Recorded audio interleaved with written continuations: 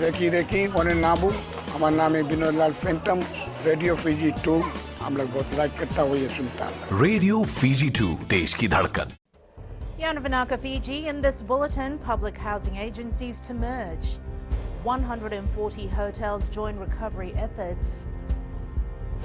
And business compliance levels improve. From the studios of FBC Suva, Jackie Spate. The public housing sector is expected to undergo major changes with plans to merge two institutions.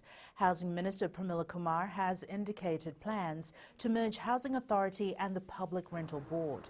The Housing Minister believes the merger of the two institutions will help cut operational costs.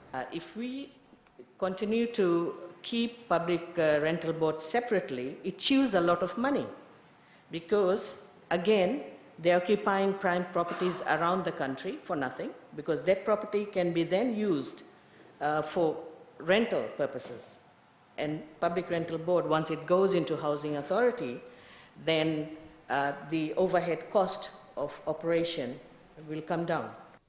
Over 140 hotels and properties have shown interest in working with Fiji Airways in designing recovery packages to help rekindle the tourism industry. Government will be working through Fiji Airways to provide the first 150,000 visitors with a once-in-a-lifetime travel stipend of around $400 per passenger to go towards tourism packages, including flights, hotels, meals and beverages. Economy Minister Said Qayyum says tourism contributes 40% to the country's GDP. Said Qayyum says this recovery rebate package aims to fill hotels by creating attractive packages to safely escape the pandemic in paradise. These benefits have been put in place because they are long-term strategic thinking, Mr. Speaker, sir. We've slashed departure tax by $100. We have, Mr. Speaker, sir, said we're allocating $60 million to Fiji Airways so they can come up with packages.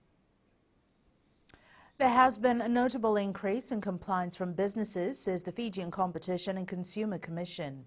The Consumer Protection Agency attributes this to increased advocacy and empowered Fijians exercising their rights and responsibilities. Pranita Prakash reports.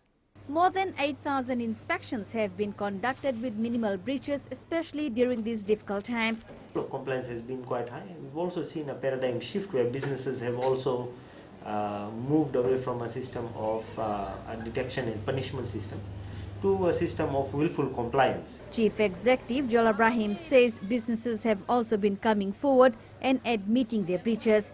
We've also had instances where businesses have actually written to us saying, by the way, we've noticed we have breached this section because such an incident happened and it happened in error. So FCCC has then gone in and investigated the whole thing and ensured that the proper refunds were made. Abraham says out of the 8,433 inspections conducted, they have only found 345 instances of non-compliance. He says upon further investigation, they charged 53 traders for breaching FCCC Act. Pranita Prakash, FBC News. 10,000 social welfare recipients will now have their allowances suspended for the next 3 months. Director Rupeni Fathiaki says this as the recertification program closed last week and these beneficiaries failed to comply. Fathiaki says 61,000 people completed and returned their forms. 5,000 are yet to be returned, while 10,000 forms have not been picked up at all. Fathiaki says they have been given a grace period until November to comply and they will only receive their allowance if they fill the forms needed. Those that are not recertified, we are going to suspend their allowances. And so until they bring their forms or fill their forms and bring it back to us. Those that have filled their forms, there's no need to worry because they'll continue to be paid. It's only for those that have not recertified. The European Union regrets the announcement of the closure of the Fijian embassy in Brussels. EU Ambassador to the Pacific SUJIRO says they are planning to have talks with the government on the decision that has been made. The EU head office is in Brussels, and says the closure was not good news for them. The Fijian embassy in Brussels has been in operation since 1973.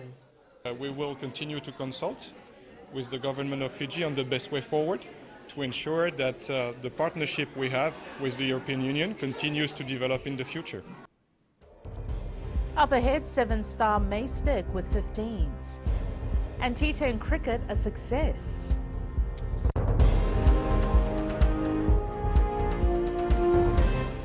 Bull FM number 2 en seri.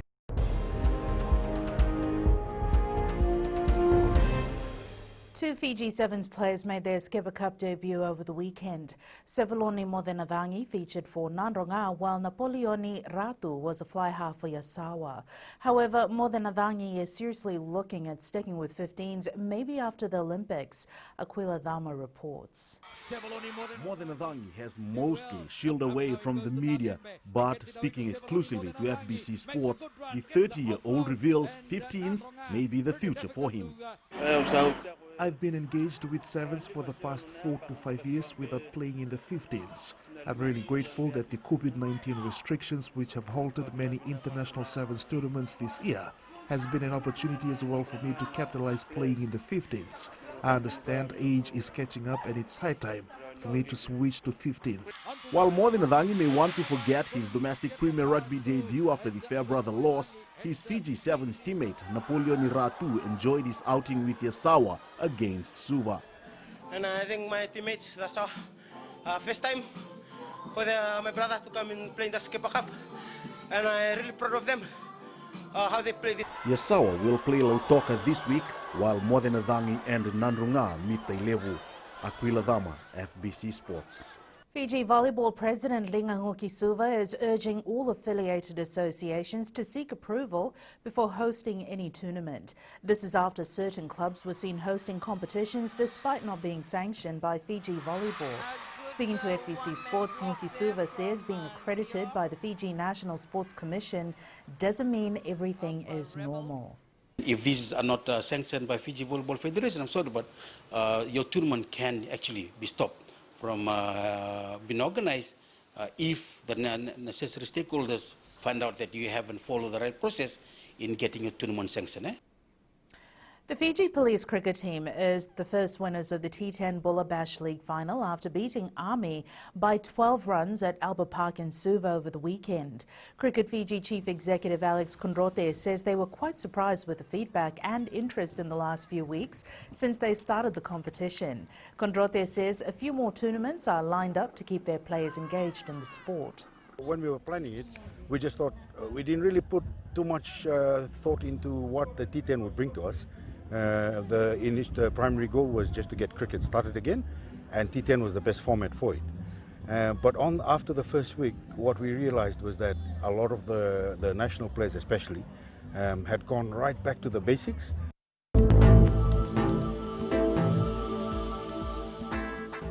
A quick look at the weather map for today. It is Monday the 3rd of August. A trough of low pressure lies slow moving over Fiji. Associated cloud and showers are expected to affect the group till later in the day. And that is your FBC Morning News. Join us at 1 p.m. and 7 p.m. for our major bulletin.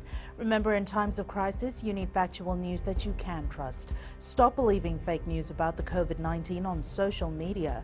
Fight misinformation by getting only the facts about the coronavirus from verified news sources like FBC's TV, radio and digital media news.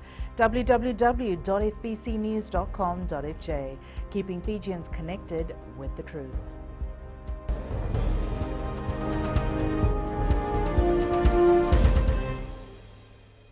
Hi, my name is Prashant. I live in Suva. I love MIRGE FM because MIRGE FM, it's hot. MIRGE FM, it's hot.